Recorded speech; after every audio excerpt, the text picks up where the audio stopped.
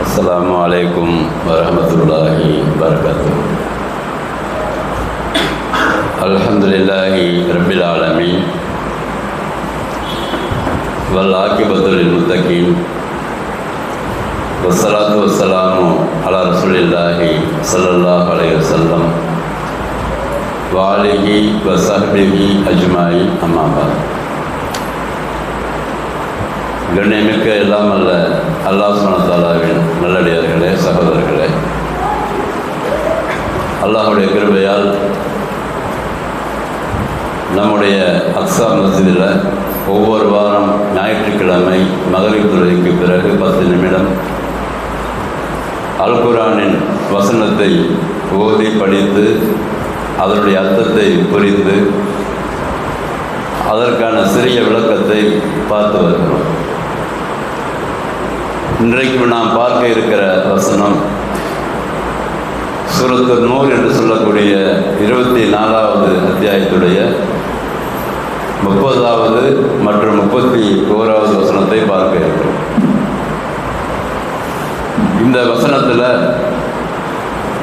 நம்பிக்கை கொண்ட ஆண்கள் எப்படி நடந்து கொள்ள வேண்டும், நம்பிக்கை கொண்ட பெண்கள் எப்படி நடந்து கொள்ள வேண்டும்.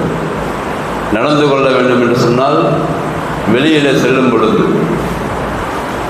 வீட்டை விட்டு வெளியே செல்லும் பொழுது நம்பிக்கை கொண்ட ஆண்கள் எப்படி தங்கள் நடையை முறைப்படுத்திக் கொள்ள வேண்டும். அப்படி சொல்லும்போது போல் நபியே நீங்கள் போய் சொல்லுங்கள். யாருக்கு சொல்லுங்கள்? லில் முஃமினீன, நம்பிக்கை கொண்ட ஆண்களுக்கு சொல்லுங்கள். யகுல்லு மின் அபுசாரிஹிம், அவர்கள் வெளியே நடந்து செல்லும் பொழுது தங்களுடைய பார்வையை கீழ் நோக்கி வைத்துக் கொள்ளட்டும். ஃபுரூஜஹும், அப்படி நடந்து செல்லும் பொழுது தங்கள் பார்வையை கீழ் நோக்கி வைப்பதன் காரணத்தினால அவர்கள் தங்களுடைய கற்பை பேணி பாதுகாத்து கொள்ள முடியும். அதாவது மர்ம உறுப்பை பாதுகாத்து கொள்ள முடியும். இதன் மூலமாக ذَلِكَ أَزْكَى لَهُمْ, இதுதான் அவர்களுக்கு சுத்தமானதாக இருக்கிறது, நன்மையானதாக இருக்கிறது. இன்னல்லாஹ் ஹபீரும் பிமா யஸ்னஊன், இவர்கள் செய்து கொண்டிருக்கிற எல்லா விஷயங்களையும் மிகவும் நுட்பமாக அல்லாஹ் சுப்ஹானஹு வ தஆலா பார்த்து கொண்டிருக்கிறான், கவனித்துக் கொண்டிருக்கிறான் என்று ஆண்கள் தெருவிலே நடந்து செல்லும் பொழுது தங்கள் பார்வைகளை கீழ் நோக்கி வைத்துக் கொள்ள வேண்டும் என்று அல்லாஹ் சொல்லிவிட்டு கீழ் நோக்கி வைத்துக் கொள்வதன் மூலமாக என்ன நன்மை கிடைக்கிறது என்பதையும் அதை தொடர்ந்து வரக்கூடிய இந்த விஷயத்தில் சொல்லுகிறான். இது அப்படியே இருக்கட்டும், ஆண்களை பற்றி சொல்றது. அடுத்தது பெண்களை பற்றி அல்லாஹ் சொல்லும் பொழுது இதே வார்த்தை அல்லாஹ் பயன்படுத்தி குல் லில் முஃமினாத், மூமினான பெண்களுக்கு நீங்கள் சொல்லுங்கள். யகுஃபல்ன மின் அபுசாரிஹின்ன, அவர்களும் வெளியே நடந்து செல்லும் பொழுது தங்கள் பார்வைகளை கீழ் நோக்கி தாழ்த்தி கொள்ளட்டும். யகுஃபல்ன ஃபுரூஜஹுன்ன, இதன் மூலமாக அவர்களுடைய கற்பையும் அவர்கள் பாதுகாத்துக் கொள்ளலாம், இன்னும் அவர்களுடைய மர்ம உறுப்பையும் அவர்கள் பாதுகாத்துக் கொள்ள முடியும். வலா யுபுதின ஜீனத்தஹுன்ன இல்லா மா லஹர மின்ஹா, பெண்கள் வெளியே செல்லும் போது தங்களுடைய அழகு அலங்காரங்களை சாதாரணமாக வெளிப்படுகிற விஷயத்தை தவிர அவர்கள் வெளிப்படுத்த வேண்டாம். அப்படி சொல்லிட்டு வல் எதிரிபின்ன பில் ஹும்ரி, அவர்கள் தங்கள் தலைமையில் இருக்கிற அந்த முக்காடை எப்படி கொண்டு வரணுமா? அலா ஜுயூபின்ன, தங்கள் மார்பு பகுதி வரை முழுமையாக அவர்கள் தலையிலிருந்து முழுமையாக அவர்கள் மறைத்து கொள்ளட்டும். இப்படி சொல்லிட்டு தங்களுடைய அழகு அலங்காரங்களை யார்கிட்டெல்லாம் அவர்கள் காண்பிக்கலாம் என்பது தெளிவாக இந்த வசனத்தில் எல்லாம் சொல்லி காட்டுகிறான். 31வது வசனத்தில் எப்படி சொல்கிறாங்க? தங்கள் கணவர்கள், தந்தையர்கள், கணவர்களுடைய தந்தையர்கள், புதல்வர்கள், கணவர்களுடைய புதல்வர்கள், சகோதரர்கள், சகோதரர்களுடைய புதல்வர்கள், அப்புறம் சகோதரிகளின் புதல்வர்கள், சகோதரர்களுக்கு கீழ் அவங்களுடைய மகன்கள், அடிமைகள், அதுக்கு பிறகு வயதானவர்கள், அதாவது அந்த பெண்களை பற்றிய உணர்வு ஆசை இல்லாத வயதானவர்கள், அதுக்கப்புறம் பெண்களுடைய மர்ம உறுப்பை பற்றி அறியாத சிறுவர்கள், இவர்களை தவிர வேறு யாரிடமும் தங்கள் அழகு அலங்காரங்களை இவங்கள் காமிக்க வேண்டாம். அப்படி சொல்லிட்டு மிக முக்கியமான விஷயத்தை எல்லாம் சொல்லுகிறான். தாங்கள் மறைத்து வைத்திருக்கக்கூடிய அந்த அழகை வெளிப்படுத்துவதற்காக கால்களை தட்டி தட்டி நடக்க வேண்டாம். எப்படி பாருங்கள், எப்படிப்பட்ட குரான் வசனம் பாருங்கள். அதுக்கப்புறம் இன்னும் பல வசனங்கள் வருது. குலைந்து குலைந்து பேச வேண்டாம் பெண்கள். ஒரு ஆண்கிட்ட பேசும்போது, அந்நிய ஆண்கள்கிட்ட பேசும்போது தன்னுடைய வார்த்தை சவுண்டை வந்து மாற்றிக்கிட்டு குலைந்து குலைந்து பேச வேண்டாம் என்றெல்லாம் நம்பிக்கை கொண்ட ஆண்களுக்கும் நம்பிக்கை கொண்ட பெண்களும் வெளி உலகத்தில் எப்படி நடக்க வேண்டும் என்று இந்த சட்டத்திட்டங்களை எல்லாம் போட்டு வைத்திருக்காங்க. ரொம்ப பர்ஃபெக்டாக இருக்குது. இது போன்ற வசனங்களை ஆண்களும் பெண்களும் நடைமுறைப்படுத்தாத காரணத்தினால்தான் இன்றைக்கு இத்தனை பெரிய குற்றங்கள் நடைபெறுகிறது நம்முடைய உலகத்தில். இஸ்லாம் என்ன பார்க்கிறது என்று சொன்னால், ஒரு குற்றம் நடந்து விட்டது என்று சொன்னால் அந்த குற்றத்தை மாத்திரம் இஷ்டி பண்ணி இஸ்லாம் பார்க்காது. அந்த குற்றத்திற்கான ஆணிவேர் எங்க அப்படின்னு பார்க்கணும். குற்றம் எதனால் நடந்தது? பெண்களை பொறுத்த வரைக்கும் இன்றைக்கு நம்முடைய நாட்டில் அதிகமாக பலாத்காரங்கள் நடைபெறுகிறது. இது இப்போ புதுசு இல்லை. இப்போ நடந்த மேற்கு வங்காளத்தில் நடந்த இந்த டாக்டர் சம்பந்தமான விஷயம் வந்து புதுசு கிடையாது. ஏற்கனவே கோயிலுக்குள்ளே வைத்து கற்பழிக்கப்பட்ட ஆசிஃபா, பல்கீஸ் பானு உத்தரப்பிரதேசத்தில், அதுக்கு பிறகு டெல்லியில் நிர்பயா, அப்புறம் இங்கே கள்ளக்குறிச்சியில் ஸ்ரீமதி, இப்படியெல்லாம் அங்கொன்றும் இங்கொன்றுமாக பல சம்பவங்களை நாம் வந்து பார்த்து கொண்டு தான் இருக்கிறோம் கடந்த காலங்களில். இப்போ இது போன்ற சம்பவங்கள் நடக்கும் போதெல்லாம் நாம் என்ன நினைக்கிறோம் என்று சொன்னால், இந்த சம்பவங்கள் நடந்ததற்கான காரணம் என்ன, எங்கெல்லாம் வந்து வரம்பு மீறப்பட்டிருக்கிறது என்றெல்லாம் ஆய்வு செய்து பார்க்கும்போது இரண்டு தரப்பிலும் வரம்பு மீறி இருக்கிறார்கள். ஒன்று, ஆண்கள் தங்கள் கற்பை வந்து பேணி பாதுகாத்துக் கொள்வதற்கான வரைமுறையை கடைபிடிக்கவில்லை. ஒன்று. இன்னும் பெண்களும் தங்கள் ஆடை அலங்காரங்களை மற்றவர்களுக்கு காண்பிக்கின்ற விஷயங்களில் ரொம்ப ரொம்ப ரொம்ப ரொம்ப ரொம்ப தரைமட்டமாக இன்றைக்கு சூழ்நிலை இருக்கிறது. அது மாதிரி பாலுணர்வுகளை தூண்டக்கூடிய விஷயங்கள் சினிமா மூலமாக, நாடகங்கள் மூலமாக சமுதாயத்தை வழிகெடுக்கிற கூட்டங்கள்லாம் இருக்கிறது. அதுக்கு பிறகு ஆணுக்கும் பெண்ணுக்குமான உணர்வு என்பது குறிப்பிட்ட வயதுக்கு மேல் கண்டிப்பாக ஏற்படும் என்ற இந்த விஷயம் மக்கள் மத்தியிலே பரவலாக சொல்லப்படவில்லை. அவர்கள் அடுத்தது தங்களுடைய இன்பத்தை அனுபவிக்க வேண்டும் என்பதற்காக எங்கு கிடைத்தாலும் இன்பத்தை அனுபவித்து விடலாம் என்ற ஒரு கொள்கையை வைத்துக் கொண்டு திரிகிறார்கள். தனக்கு ஆசை ஏற்படுகிறது என்பதற்காக அந்த ஆசையை சரியான இடத்தில் தீர்க்க வேண்டும் என்று இஸ்லாம் சொல்லுகிறது. உனக்கு ஏற்படுகிற ஆசை என்பது குறிப்பிட்ட காலத்தில் உன்னுடைய ஹார்மோனால ஆண்களுக்கும் பெண்களுக்கும் ஏற்படுகிறது. இது அல்லாஹ்வால் ஏற்படுத்தப்பட்டிருக்கிறது. அதற்கான தீனியையும் அல்லாஹ், அதற்கான வழிமுறையையும் அல்லாஹ் வைத்திருக்கிறான்.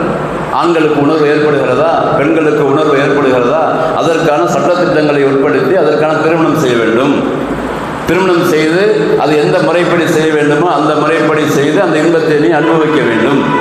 உனக்கு உரிமை இல்லாத எந்த விஷயத்திலும் நீ வந்து இன்பம் என்ற பெயரை தலையிடக்கூடாதுன்னு இஸ்லாம் ரொம்ப தலை போட்டு வைத்திருக்கிறது. உனக்கு உரிமை இல்லாத எந்த விஷயத்திலுமே நீ வந்து என்ன செய்யக்கூடாது, தலையிடக்கூடாது. உனக்கு ஆசை இருக்கிறது என்பதற்காக அடுத்தவர்களோட உரிமையிலேயே நீ கை வைக்கிறேன்னு கேட்குது. அல்லாஹ் கேட்குறான். உனக்கு இன்பம் உள்ளத்தில் வந்து உண்மை ஏற்படுதுப்பா, அந்த எண்ணம் ஏற்படுத்துது, நீ எங்கே போய் அனுபவிக்கிறாத அது சரியான இடத்துல சட்டத்திட்டத்துக்கு உட்பட்டு அல்லாஹ் எப்படி சொல்லியிருக்கிறானோ அப்படி அனுபவிப்பதற்கு எந்த விதமான தடையும் கிடையாது. ஆனால் இதில் வந்து கிராஸ் ரூட்டை வந்து போகக்கூடாது. இஸ்லாம் சொல்லுது கிராஸ் ரூட்டில் போகல. அதற்காகத்தான் ஆண்களும் பெண்களும் வெளியே சென்றால் இத்தனை கட்டுப்பாடுகளை இந்த ஆயத்துக்கள் எல்லாம் சொல்லுகிறான். ஆனால் இந்த கட்டுப்பாடுகளை எல்லாம் தூக்கி எறிந்துவிட்டு ஆண்களும் பெண்களும் இன்றைக்கு தங்களை கவர்வதற்காக வேண்டி எத்தனை விஷயங்களை நடைமுறைப்படுத்தி கொண்டு இருக்கிறார்கள். சரியா? அது ஒரு முக்கியமான காரணம். இது குற்றங்கள் நடைபெறுவதற்கு மூல காரணம் என்னது? ஆண்களும் பெண்களும் இந்த கட்டுப்பாடுகளை சுய கட்டுப்பாடாக அவங்க எடுத்துக்கொண்டு நடைமுறைப்படுத்தவில்லை. முதல் காரணம். சரி, கட்டுப்படுத்தவில்லை என்பதற்காக வேண்டி தான் இஷ்டத்திற்கு இன்பத்தை அனுபவிப்பதற்காக பெண்களை வந்து பலவந்தமாக பலாத்காரமாக செய்ய முடியுமா என்று சொன்னால் அல்லாஹ்வுக்கு அதுக்கும் தடை விதிக்கிறான். பல இடங்களில் குர்ஆன்ல வருது. நீங்கள் பெண்களை அடைவதாக இருந்தால் பலாத்காரமான முறையில் அவங்களுக்கு விருப்பம் இல்லாத முறையில் அடையக்கூடாது. குருகள் லகும் அப்படின்லாம் குர்ஆன் வசனம் வருது. அவங்க வெறுக்கிற மாதிரி விஷயத்தில் நடைபெறக்கூடாதுன்னு சொல்லுது. அப்ப இவர்கள் வெறுக்கிற மாதிரி இன்பத்தை அடையக்கூடாது என்று அல்லாஹ் சொல்லுகிறான். அதற்கு பிறகு குற்றம் நடந்த பிறகு இஸ்லாம் வந்து 2 வகையாக தண்டனையை கொடுக்கிறது. நம்ம ஸ்டெப்பை பார்க்குறோம். இருக்கிற நேரத்தில் 10 நிமிஷத்தில் எவ்வளோ சொல்ல முடியும். அதாவது குற்றம் நடந்த பிறகு அந்த குற்றத்திற்கு தண்டனை எப்படி சொல்லுகிறது, அல்லாஹ் எப்படி சொல்லுகிறான்? ஒன்று, உலகத்தில் வந்து குற்றம் நிரூபிக்கப்பட்டால் எல்லாரையும் கூட்டி வைத்து தண்டனையை கொடுக்க சொல்லுகிறது. நம்பர் 1. அதுக்கு அல்லாஹ் சொல்றான், லக்கும் வலக்கும் ஹயாத்துன் வலக்கும் ஃபில் கிசாசி ஹயாத்துன் என்று அல்லாஹ் பதிவு செய்கிறான். ஒரு குற்றம் நடைபெற்ற பிறகு அந்த குற்றத்திற்கு பழி வாங்குதல் என்பது அதில் தான் உங்களுக்கு வாழ்வு இருக்கிறது என்று அல்லாஹ் பதிவு செய்கிறான். குற்றத்துக்கு தண்டனை கொடுக்கும்போது எப்படி வாழ்வு இருக்கிறது என்று சொன்னால், அந்த குற்றவாளியை தண்டிக்கும் பொழுது, அந்த குற்றவாளியை தண்டிக்கும் போது எல்லோரும் பார்க்கும் பொழுது இந்த குற்றத்தை நான் இனிமேல் செய்ய மாட்டேன் என்ற ஒரு பயம் அவனுக்கு வரணும். அது மாதிரி தண்டனையாக இருக்கணும்னு இஸ்லாம் அல்லாஹ் சொல்கிறான். அது மாதிரி தண்டனை ரசூல் ஸல்லல்லாஹு அலைஹி வஸல்லம் நடைமுறைப்படுத்தி காட்டினார்கள். விபச்சாரம் செய்கிறான்னா கல்லெடுத்து கொள்ளு, அடித்து கொள்ளு. அதுக்கு பிறகு மாண்பங்கப்படுக்க கற்பழிக்கிறானா தலையை வெட்டு. ஏன்? அப்படி பழிவாங்கப்படும் போது தான் அந்த குற்றங்கள் நடக்காது. ஆனால் அதற்கு பிறகு இன்னொரு வகையான தண்டனை அல்லாஹ் சொல்றான். ஒருவேளை குற்றவாளி இந்த உலகத்தில் தண்டிக்கப்படாமல் விட்டுவிடப்படுவானால் கண்டிப்பாக என் முன்னால் நிற்க இருக்கிறான், நான் பார்த்துக்கிறேன் அப்படின்னு சொல்லியாச்சு. மறுமை ஒன்று இருக்கிறது. அங்கே எவனெல்லாம் இப்படி செஞ்சானோ, சட்டத்துக்கு புறம்பாக செஞ்சானோ அவெல்லாம் கண்டிப்பாக என் முன்னாடி நிற்க இருக்கிறான், அதனால் அங்கே நான் பார்த்துக்குவேன் அப்படின்னு 2 வகையான தண்டனைகள் சொல்லுது. இப்போ குற்றவாளிகளுக்கு தண்டனை கொடுக்காமல் விட்டு விடுகிற காரணத்தினால, உதாரணமாக இப்போ பல்கிஸ் பானு அவங்கள இது மாதிரி பண்ண போது 14 குற்றவாளிகளை அரசாங்கம் மீண்டும் அவங்களுக்கு ஜாமீன் கொடுத்து வெளியே எடுத்து இன்னைக்கு ஃப்ரீயாக சுற்றிட்டு இருக்கிறோம். பார்த்தா வைத்தறிச்சலாக இருக்குது. டெல்லி மாணவை கற்பழித்தவனா வெளியே சுற்றிட்டு இருக்கிறான். என்ன தண்டனை கொடுத்த நீனு? ஒருமே தண்டனை கொடுக்கலையே, சட்டத்தில் இடம் இல்லைங்கிற நீனு. இந்த சட்டத்தை மாற்ற வேண்டியதானே? நம்ம என்ன கேட்குறோம்? ஒரு பொதுமக்களை பாதிக்கிறது, பெண்களை பாதிக்கிறது, தன்னுடைய அரசாட்சிக்கு கீழ் உள்ள மக்களை பாதிக்கிறது என்று சொன்னால் இதெல்லாம் ஆலோசனை பண்ணி ஒரு குற்றம் செய்தவனுக்கு தண்டனையை இஸ்லாம் சொல்லுகிறது. அந்த சட்டத்தில் சீர்திருத்தம் கொண்டு வர வேண்டியதானே? அதுக்கெல்லாம் கொண்டு வர மாட்டேங்கிறான். எங்கே சொத்து இருக்கும் அங்கே பிடுங்கலாம், எங்கே அது பழங்காலத்து சொத்து இருக்கும் அதை பிடுங்கலாம், முஸ்லீம்களை எப்படி அவங்களுடைய தலாக்கு விஷயத்தை எப்படி கை வைக்கலாம், இதை பார்த்து அதனுடைய விஷயத்தை செய்யறானே தவிர குற்றவாளிகளுக்கு எங்கே தண்டனை கொடுத்தனீன்னு. குற்றவாளிகளுக்கு தண்டனை கொடுக்காத காரணத்தினால்தான் குற்றங்கள் பெருகி கொண்டே இருக்கிறது. எல்லாம் ஜாலியாக சுற்றிட்டு இருக்கிறான். அதுக்கான டிபார்ட்மெண்ட்டை வச்சிருக்கிறான். அவனுக்கு சோறு போடுறதுக்கு, அவனை பாதுகாக்கிறதுக்கான டிபார்ட்மெண்ட் வச்சிருக்கிற. கேட்டால் எங்கள் சட்ட புத்தகத்தில் இருக்குன்னு சொல்ற. சட்ட புத்தகம் இருக்கட்டும், கான்ஸ்டியூஷனுங்கிறது இந்திய நாட்டு கான்ஸ்டியூஷன் இருக்கட்டும்பா. திருத்த முடிவில் ஒன்னால அமைச்சரவையை கூட்டு குற்றவாளிகளுக்கு தண்டனையை கொடு, மக்கள் எதிர்க்காக போகிறாங்க, அதெல்லாம் மக்கள் சந்தோஷத்தான் போடுவாங்க. குற்றவாளிகளுக்கு மேற்கு வங்காளத்தில் நடைபெற்ற அந்த குற்றத்திற்கு அவனை கூட்டு வச்சு தலையை வெட்டினான்னு வச்சுங்க, ஒரு பயம் செய்ய மாட்டான். அடுத்தது அவனை விட்டுருவான். இப்போ பைத்தியக்காரங்கிறான். Report paper report. அவன் ஒரு பைத்தியக்காரன், மனநிலை சரியில்லை. எதுக்கு சொல்கிறான்னு தெரியுமா? இதை இப்படி சொன்னாக்கா அவன் போய் சுப்ரீம் கோர்ட்டில் கேஸ் போன பிறகு அவன் சொல்லுவான், பைத்தியக்காரன் செஞ்சுட்டான் விட்டுருங்கன்றுவான். முடிஞ்சு போச்சு சட்டம். திருப்பி அடுத்த அந்த ஆக்ஷன் வந்துட்டு தான் இருக்கும். அப்போ குற்றங்கள் குறைய வேண்டுமானால் இஸ்லாம் சொல்லுகிற ஒழுக்க முறைகளை முதல்ல கடைபிடிக்க வேண்டும், ஆண்களும் பெண்களும். அதுக்கு எங்கெல்லாம் சோர்ஸ் உண்டாக்குறானோ, சினிமாவில் இன்னைக்கு காமிக்காத ஆபாசங்களை ஏன் நீ வெளியே அலோட் பண்ணுற? ஏன் அலோட் பண்ணுற? சின்ன பிள்ளையிலேருந்து 8 வயசுலேருந்து எடுத்து கெட்டு போகிறான். இன்னைக்கு 7 வயசு பிள்ளை செல்ஃபோனை பார்த்துட்டு கெட்டு போயிட்டு இருக்கிறான். அந்த அளவுக்கு ஆபாசங்கள் தலைவரித்து ஆடுகிறது. பாலுணர்வு தூண்ட வேண்டிய விஷயத்தில் தூண்டாமல் சிறு வயதிலேயே அவன் வளர்ந்தவனாக ஆகிவிடுகிறான். சின்ன பிள்ளை பொம்பளை பிள்ளைங்க கெட்டு போகுது. இன்னைக்கு ரீசன் என்னண்டாக்கா, பேசிக் எங்கே கொதிக்கிறதோ அங்கே பிடிச்சி இழுக்கணும்னு இஸ்லாம் சொல்லுது. ஒரு தண்ணி கொதிக்குது, தீ அதிகமாக இருக்கிறது என்று சொன்னால் தீயை தான் கட்டுப்படுத்தணும் முதல்ல. அதற்கு பிறகு குற்றங்களுக்கு சரியான தண்டனையை கொடுக்க வேண்டும். கொடுத்த பிறகு அந்த குற்றங்கள் கண்டிப்பாக குறையும் என்று படைத்தவன் சொல்லுகிறான். அந்த அடிப்படையில் தான் இந்த சட்டங்கள் மாற்றப்பட வேண்டும். இன்னைக்கு பாதிக்கப்பட்டவர்கள் சொல்றாங்க இஸ்லாமிய சட்டம் வரட்டும், அப்போதான் நல்லதுன்னு சொல்லி எல்லாம் கூப்பாடு போடுறோம். அது எத்தனை நாளைக்கு? 4 நாளைக்கு ஃபிளாஷ் காசு காமிச்சுட்டு அப்புறம் மறந்துடுவான். ஏன்னா அவனுக்கு வேற நியூஸ் வந்துடும். அதுக்கு பிறகு இதுதான் இன்னைக்கு நிலைமை. நம்ம இந்திய நாட்டோட நிலைமை என்னன்னாக்கா இதுதான். குற்றங்கள் செய்யப்படுகிறது, அது கண்டினியூ செய்யப்படுகிறது. குற்றவாளிகளுக்கு தகுந்த தண்டனை கொடுப்பதில்லை. அதற்கு பிறகு அவன் ஜாலியாக சுற்றுறான்.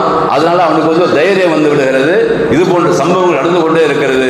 இதற்கு தீர்வு என்ன என்று சொன்னால், அல்லாஹ் சொல்லுகிற சட்டங்கள் இங்கே ஆட்சியாளர்கள் கையில் இருக்கிறதுனால மாற்றி அமைக்கப்பட வேண்டும்.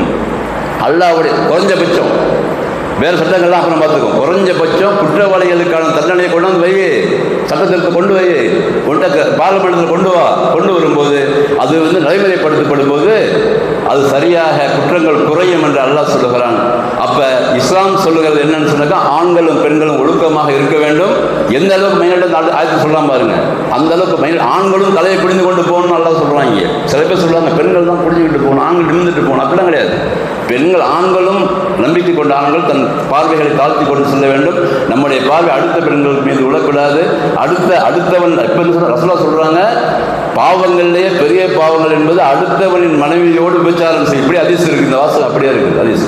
அடுத்தவன் மனைவியோடு விபச்சாரம் செய்து பாவம் பெரும்பாவத்தில் வந்துங்கிறாங்க. அப்போ அந்த அளவிற்கு இன்றைக்கு தெளிவாக இஸ்லாம் சொல்லுகிற சட்டத்திட்டங்கள், அல்லாஹ்வும் தூதரும் சொன்ன சட்டத்திட்டங்கள்லாம் தெளிவாக இருக்கிறது. அதை நடைமுறைப்படுத்தாமல் இருக்கின்ற காரணத்தால் குற்றங்கள் பெறுகிறது, குற்றவாளிகள் சுற்றித் திரிகிறார்கள், நடந்து கொண்டே இருக்கிறது. இதற்கு ஒரே தீர்வு அல்லாஹ்வுடைய சட்டமும் ரசூல் ஸல்லல்லாஹு அலைஹி வஸல்லம் வழிமுறை தான் என்பது அப்பப்போது நிரூபிக்கப்பட்டு கொண்டிருக்கிறது என்பதை நம்மெல்லாம் விளங்கணும். அல்லாஹ்வுக்கு சுப்ஹானஹு நமக்கு கொடுத்த இந்த பாக்கியம் அல் குர்ஆனும் ரசூல் ஸல்லல்லாஹு அலைஹி வழிமுறைகளும் அதை பின்பற்றி சரியான விஷயத்தை நாமும் பின்பற்ற வேண்டும். இதுபோன்ற குற்றங்கள் நடக்கும் போது தைரியமாக மக்களிடத்தில் நாம் சொல்ல வேண்டும். அந்த விஷயங்களை அவன் கேட்கிறான், கேட்காம போகிறான், சொல்ல வேண்டியது நமக்கு கடமை என்பதை புரிந்து கொண்டு ஆலிம்கள் உலமாக்கள் இதில் முழு கவனம் செலுத்தி உண்மையை சொல்லுவோம். நம்ம மக்கள் மத்தியில் உண்மையை சொல்லி அரசாங்கத்துடைய அந்த காதுகள் கேட்கின்றவரை ஓங்கி நம்முடைய குரல்கள் ஒலிக்க வேண்டும்.